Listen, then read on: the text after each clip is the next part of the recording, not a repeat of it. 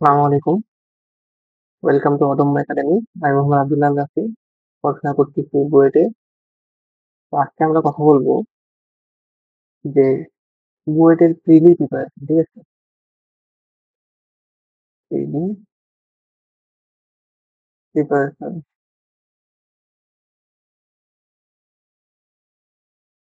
তো প্রিলি যদি আমরা আর কি একটু ডিভাইড করি ডেফিনেটলি, তো বেসিক্যালি কি থাকবে বলতো? দুইটা চেক করবে। তো দুইটা শিফট থাকবে। খুব সম্ভবত আমাদের দুইটা শিফট ছিল, এবার আশা করা যায় দুইটা থাকবে, এক্সটেন্ডেড শিফট। এই শিফট থেকে খুব সম্ভবত 3000 জন কিনবে। আর মোট আলটিমেটলি 6,000 জন হয়তো আমাদের মেইন পরীক্ষায় বসতে হবে। তো ১০০টা কি থাকবে? এমসিকিউ থাকবে। মানে এমসিকিউ গুলো আসলে কেমন হয়? এমসিকিউ গুলো আসলে ইজি টু মডারেট লেভেলের হয়।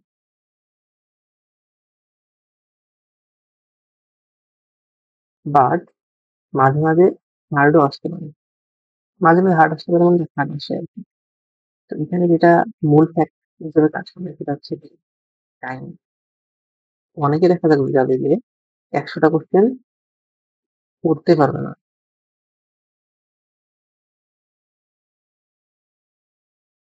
ঠিক আছে? এটা একটা ব্যাপার যে অনেকে ১০০টা কোয়েশ্চেন করতেই পারবে না। তোমার টার্গেট এরকম হওয়া উচিত না যে ভাই আমি ৮০টাই দাগাবো। এরকম টার্গেট নিয়ে আসার আসলে দরকার নেই। কারণ কি বলতো? আমার তো এমনিতেই এটা লাগবেই না। আমার তো এটা কোনো মেরিটে কাউন্টই হবে না। মেইন মেরিট আমার জাস্ট কোনমতে টিকে আসলে হলো। ঠিক আছে? আমার টার্গেট থাকবে আমি যতগুলা পারি ততগুলা আমি সর্বোচ্চ চেষ্টা করব ইয়া করার। বাট আমার হাত থেকে যাতে কোনো ইজি কোয়েশ্চেন মিস না যায়। ইজি কোয়েশ্চেন যাতে মিস না যায় সবগুলো যাতে আমি পারি। ঠিক আছে? এই জিনিসটা একটু ভালো মতো খেয়াল রাখতে হবে যাতে আমার হাত থেকে কোনো ইজি কোয়েশ্চেনটা মিস না যায়।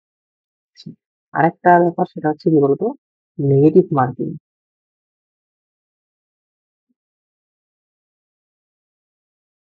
ভাই এইটা কিন্তু হিউজ ফ্যাক্টর হিসেবে কাজ করে। তুমি মোটেও ভুলেও দাঁড়াবে না যেগুলা তোমার হচ্ছে কনফিউশন হয়। সেই কোশ্চেন গুলা ভুলেও দাঁড়াবে না। ঠিক আছে?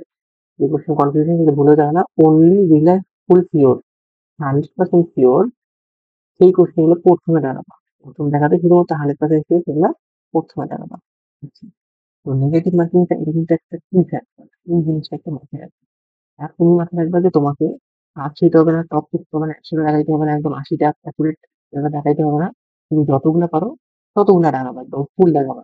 যাতে মিস না যায়। বাট তোমার একদম এত বেশি পরিমাণ দেখাইতে হবে এরকম কোনো কথা নেই। যত বেশি দেখাবো তত বেশি নেগেটিভ মার্কিং এর চান্স আছে। ঠিক আছে? তো আরেকটা আরো অনেকগুলো ব্যাপার আছে। তো ফার্স্ট হচ্ছে এক্সাম হল স্ট্র্যাটেজি কেমন হবে? তো এক্সাম হল স্ট্র্যাটেজি এরকম হবে যে তোমার আ আমি যেভাবে করছি আমি সেভাবে তুমি কেমিস্ট্রি যেহেতু করছিলাম আরকি।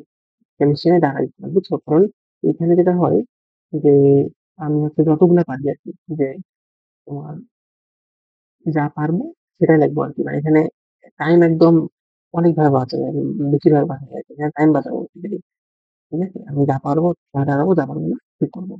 ব্যাপারটা জিনিসটা হচ্ছে কি এখানে হচ্ছে যে ম্যাথ প্রবলেম গুলা সেগুলো আমি প্রচুর করতাম এবং এই সবগুলা করার জন্য বেসিক্যালি ক্যালকুলেটরে এক্সপার্ট হওয়া লাগবে।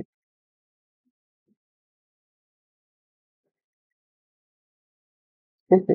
আমার ফিজিক্সের ম্যাথ, কেমিস্ট্রির ম্যাথ, ম্যাথের ম্যাথ এগুলা বলো যে আমার যাতে অনেক এফিসিয়েন্টলি হয়, এফিসিয়েন্টলি হওয়ার জন্য কি করতে হবে আমাকে? ক্যালকুলেটরটাকে অনেক ভালোভাবে ইউজ করতে হবে, বুঝছো? ফুল ইউজ অফ ক্যালকুলেটর করতে হবে। 100% ইউটিলাইজ করতে হবে ক্যালকুলেটর। ফিজিক্সের থিওরি হালকা আসে, থিওরি পার্টটা যাতে মানে মানে বোঝা যায় তো ম্যাথমেটিক্যাল পার্টটা হবেই। ম্যাথমেটিক্যাল লাইট টু মডারেট আছে, অত মনে কঠিন আসে না। আর ম্যাথ, এই ম্যাথ হচ্ছে সবথেকে বেশি টাইম কনজিউমিং, টাইম লাগে আরকি। এই কারণে আমি কি করছিলাম এটা শিখে দাঁড়াইছি। কারণ যাতে আমার টাইম ইয়া না হয়। তো আমি এই এগুলা দাঁড়াইছি। দাঁড়ানোর পরে আমার আলহামদুলিল্লাহ সময় বাকি ছিল আরকি। আমি মানে উল্টাপাল্টা কিছু দাঁড়াইনি। যেই সময়টা বাকি ছিল সেই সময়টাতে আমি আবার গো থ্রু করছি। যেগুলা হচ্ছে একটু মডারেট ইউজ ছিল বা যেগুলা ২ টা অপশনের মধ্যে কনফিউজ হতো। ২ টা অপশন। সেইগুলা আমি হচ্ছে দাঁড়াইছি। ঠিক আছে? বাট যেখানে ৩ টা অপশন বা ৪ টা তখন আমি হাত দিইনি। এই ব্যাপারগুলো একটু দেখতে হবে। আর হচ্ছে এক্সাম হলে টাইম গাড়ির মধ্যে সেখানে গ্লুকোজ দেওয়া যেতে পারে। ঠিক আছে? মাথা কাজ করে, অনেক সময় ব্লাঙ্ক আউট হয়ে যায়। ওই ব্লাঙ্ক আউট এর সময় গ্লুকোজ যদি খাও তখন হচ্ছে একটু রিল্যাক্স হওয়া যায় আরকি। আর হচ্ছে ভুলে উল্টাপাল্টা কিছু ডিসিশন নেওয়া যাবে না, এবং এরকম মনে করবে না যে ভাই আমার ১৮,০০০ জনের মধ্যে ভালো যে দেখছি ১৮,০০০ জনের মধ্যে মানে তোমাদের এতটুকু কম হতে পারছি ২০,০০০ এরকম নিতে বা এরকম টাইপের কিছু দিতে কতক্ষণের মধ্যে পড়ছে না, তোমার ম্যাক্স মানুষের মধ্যে পড়ছে এবং হিউজ লেভেলের মানুষ নিচ্ছে ৩,০০০। তো ৩,০০০ কিন্তু একটা নট মানে লিটল অ্যামাউন্ট অফ মানুষ। তো এই জন্য আরকি বেসিক্যালি সত্যি এটাই হবে আরকি। আলোচনা করার কাছে আরকি বেশি নির্ভর করতে হবে বিষয়। ঠিক আছে? আর তো এইগুলাই আরকি মোটামুটি ইয়া নেগেটিভ মার্কিংটা খুব ভালোভাবে খেয়াল রাখবা। আর ইজি কোয়েশ্চেন গুলো যদি একটা মানা যায়, আর কঠিন কোয়েশ্চেন গুলো দেখিয়ে বুঝতে হবে যেটা প্রশ্ন অথবা কি টাইম কনজিউমিং, টাইম লাগবে। এই কোয়েশ্চেন গুলা শুনতে ইচ্ছে করবে। এখন আমরা ভাই তোমরা তো বড় জিনিস তোমার খুব কম হইলেই বাট অ্যাকুরেট হয়ে যাবে এবং ছোট ছোট গুলো জানিয়ে দিতে হবে। ঠিক আছে? এগুলাই মোটামুটি রাখো ফলো করো। আশা করি সেরকম ভাবে কিছু হবে আরকি। আর প্রচুর পরিমাণে আমি যে জিনিসটা দেখাইলাম সেটা কি ক্যালকুলেটর ক্যালকুলেশন পার্টটা আরকি খুব ভালোভাবে ইয়ে করতে হবে। ক্যালকুলেশন পার্ট তুমি খুব ভালোভাবে দেখবা এবং খুব ইজিলি করতে পারো ক্যালকুলেটর দিয়ে। ক্যালকুলেট অনেক easy। এটা হচ্ছে তোমার লাইফ সেভিং একটা ভালোভাবে রিফ্রেশ করতে পারে। ক্যালকুলেটর কাজ করতে পারো। আর হচ্ছে নেগেটিভ মার্কিং এখানে যে কি পয়েন্ট গুলো সেটা আমি বলি যে নেগেটিভ মার্কিং ক্যালকুলেটর টেস্ট আর কেমিস্ট্রিতে সময় মতো। ঠিক আছে? অবশ্যই এই কোশ্চেনগুলো আমি দেখবো এবং ম্যাথ কোশ্চেন গুলো আমি দেখবো। আর মডারেট কোশ্চেন গুলো আমি সেকেন্ড ধাপে করতে চাই। ঠিক আছে? আর হচ্ছে আর এটাই ভালো ভালো কিছু হবে ইনশাল্লাহ। আর জানাই তোমাদের আরেকটা ব্যাপার সেটা হচ্ছে কি আপনি প্রচুর পরিমাণে প্র্যাকটিস করতে হবে। এমসিকিউ উপর থেকে প্র্যাকটিস করতে হবে। ঠিক আছে?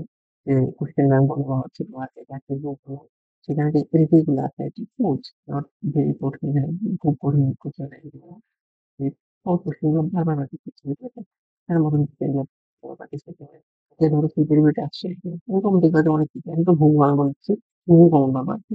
সুপিরিয়রিটি যেগুলো আসছে অনেক কিছু দেখবে হুবহু কমন পাই আরকি। সেই জিনিসগুলো একটু বেশি ট্রাই করতে হবে।